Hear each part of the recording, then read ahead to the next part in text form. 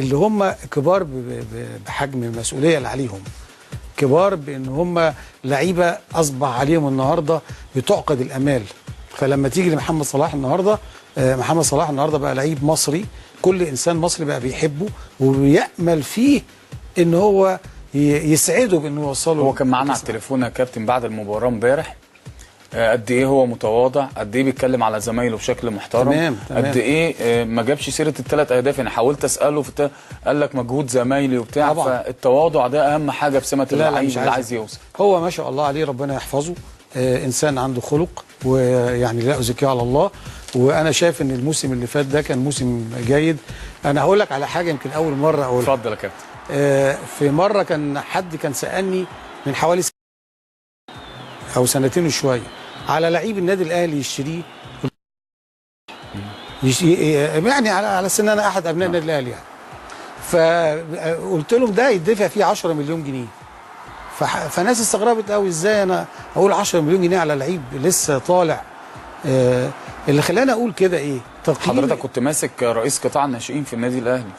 ده يعني اعتقد في الفتره دي يعني. فاللي خلاني اقول كده تقييمي لقدراته بس مع اخلاقه. ولذلك يعني ان شاء الله باذن الله ربنا يوفقه ويبقى نجم كبير باذن الرحمن كده على طول ان شاء الله. يعني عايزينك بقى في النهايه تقول كلمه.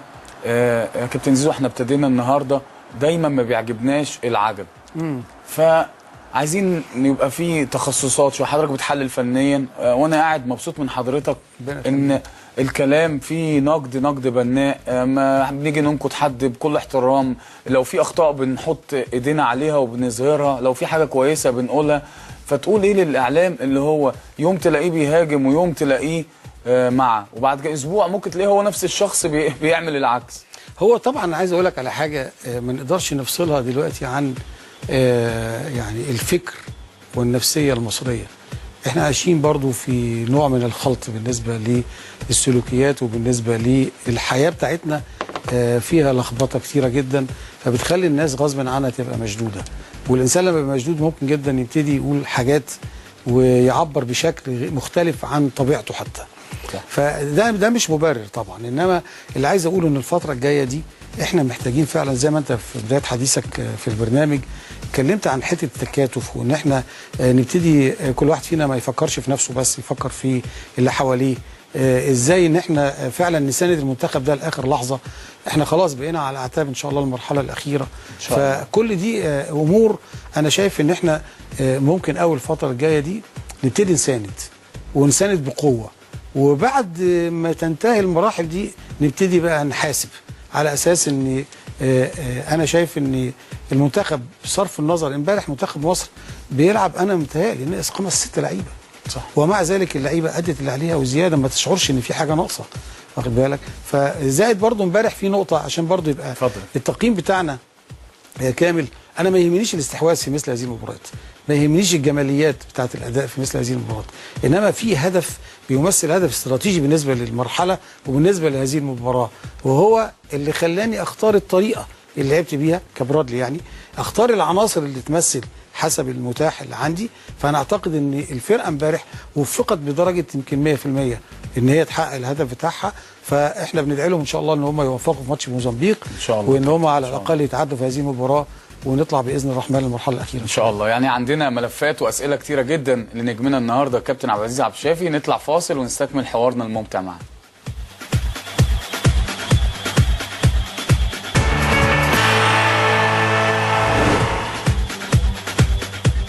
ورجعنا لكم من تاني، وضيفنا النهارده الكابتن عبد العزيز عبد الشافي. يعني برحب بيك من تاني يا كابتن زيزو. الله يخليك يا كابتن شافي. الله يخليك. يعني حضرتك كنت ماسك رئيس الاتحاد الرياضي للمدارس واستقلت، عايزين نعرف اسباب الاستقاله يا كابتن زيزو. والله بص يا كابتن، انا لما وافقت ابقى رئيس الاتحاد الرياضي للمدارس من خلال ايماني المطلق بان انا اولا عايز اعمل حاجه لبلدي، ومؤمن كرياضي بان التقدم بتاع الرياضه عموما لازم ينطلق من المدرسه.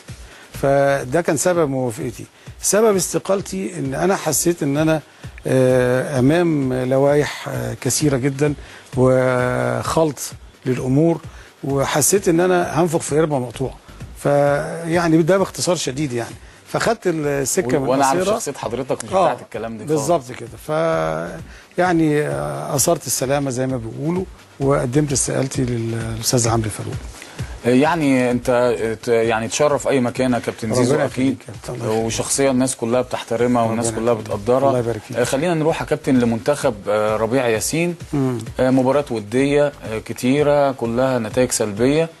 طبعا هم لما حاولوا بطوله في ظروف صعبه في بطوله افريقيا، تعشمنا خير وكان عندنا طموح معاهم، وهم اللي خلوا الطموح يزيد عندنا، اللي هم يحققوا حاجه كويسه في كاس العالم. نعم. هو بص اقول لحضرتك على حاجه.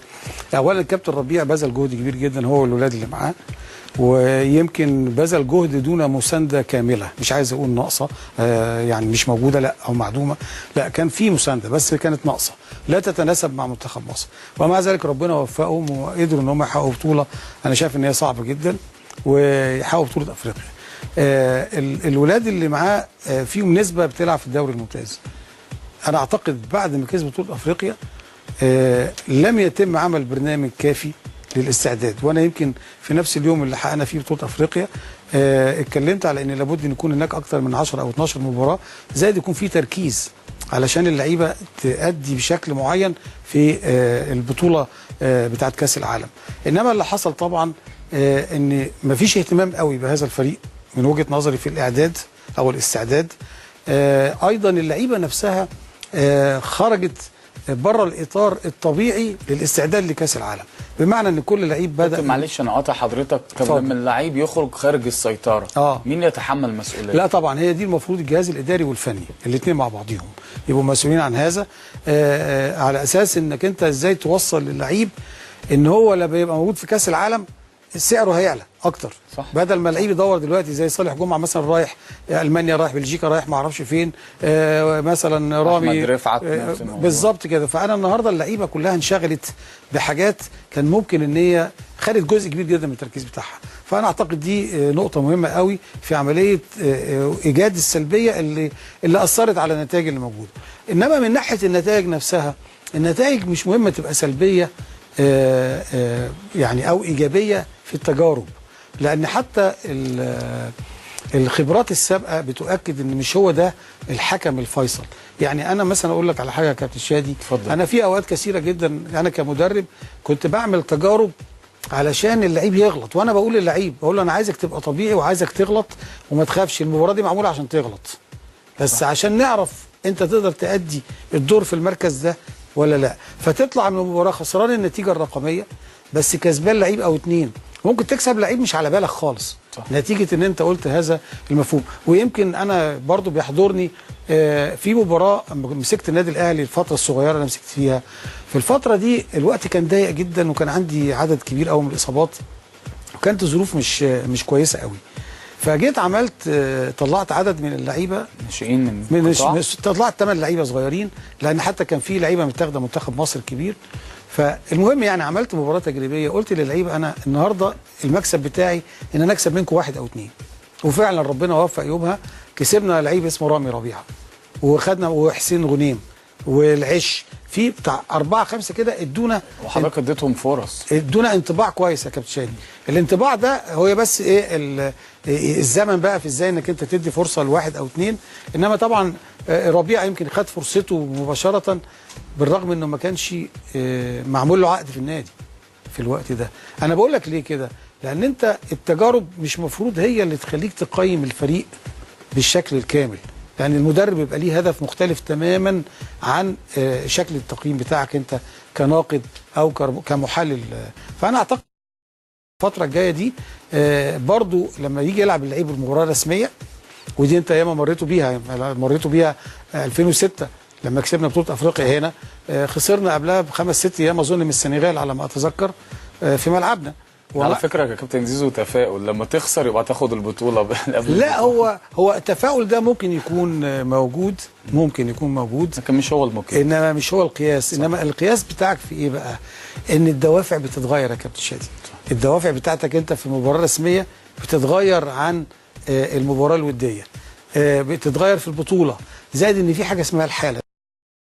البطوله بتبدا من اول مباراه حتى لو اتغلبت، بس بتحس ان الفورمه الفورمه مش انك انت بس فنيا، الفورمه بتبان في الجماعيه، بتبان في الروح، بتبان في امور كثيره جدا. فانا اتوقع برضو ان اولادنا ان شاء الله، واتمنى هذا يعني، ان هم في البطوله الرسميه يعني تنتفض الجرعات النفسيه بتاعتهم بالشكل اللي هم يأدوا بيه بقدر يتناسب مع امكانياتهم ومع قدراتهم. يعني كابتن زيزو، حضرتك قلت كلمه لمنتخب مصر، مهم جدا ان نسمع كلمه منك لمنتخب الكابتن ربيع ياسين. والله انا اتمنى كابتن ربيع يعني يلم اولاده كويس اول فتره دي، وهو بذل جهد كبير جدا. بقول له ربيع انت صبرت كتير جدا وتحملت كتير، وربنا كافئك في مرحله. المرحله اللي جايه عايزه نفس المواصفات ديت، انك انت تتحمل شويه الفتره الصغيره اللي ناقصه. لم ولادك كويس قوي بطريقتك، تقدر انك انت تجمع النفسيه مره ثانيه، وان شاء الله في المباراه الرسميه نتمنى لكم التوفيق باذن الله تعالى. ان شاء الله، يعني اكيد ان شاء الله حد يكون سمعنا منتخب الشباب. كابتن ربيع، لم ولادك، تكاتفوا، ركزوا، عشان في حلم كبير جدا، كاس العالم اللي عايز يحترف. اكيد يعني انت النهارده رحت معايشه كابتن زيزو، رحت معايشه، لكن النهارده سعرك بيعلى زي ما الكابتن زيزو قال، سعرك بيعلى مع المباريات هناك. هتلاقي سماسره كتير. ادي كويس، اجتهد، ركز، هو ده اللي هيخليك تروح انديه كبيره لو انت بتحلم بالاحتراف. خلينا نطلع فاصل ونستكمل حوارنا مع الكابتن عبد العزيز عبد الشافي.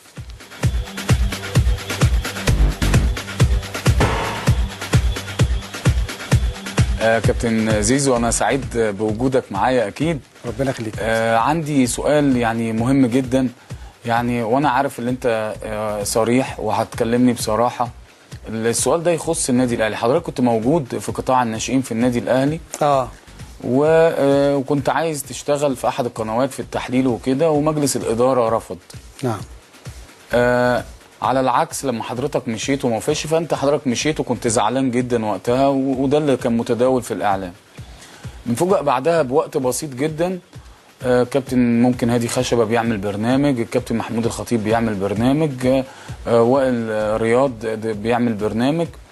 المبادئ بتتجزأ ولا انا مش عارف، بس يعني مش عايز اتكلم كتير، حابب حضرتك اللي تقول مشاعرك في الموضوع ده. لا بص، هقول لك على حاجه، يعني انا هتكلم عن نفسي.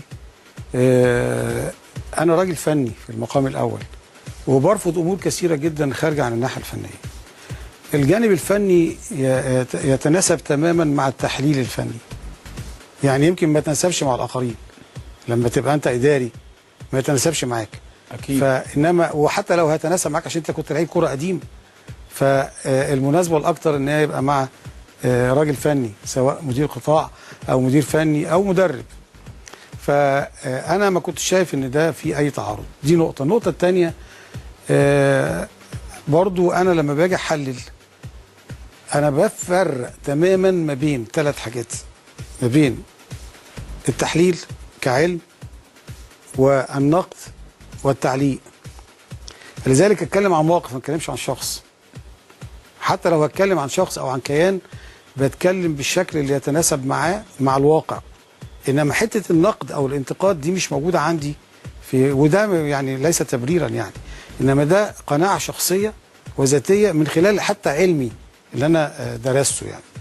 فاللي حصل اني اتحطيت في موقف ما بين انك انت توافق على حاجه انت مش مقتنع بيها، خد بالك، وما بين ان يتحجر على فكرك. انا الحاجه الوحيده اللي لا اسمح لاي انسان في الدنيا انه يقهرني عليها او يجبرني عليها، انك انت تحجر على فكري. ليه؟ لان انا نفسي حتى ما اقدرش احجر على فكري.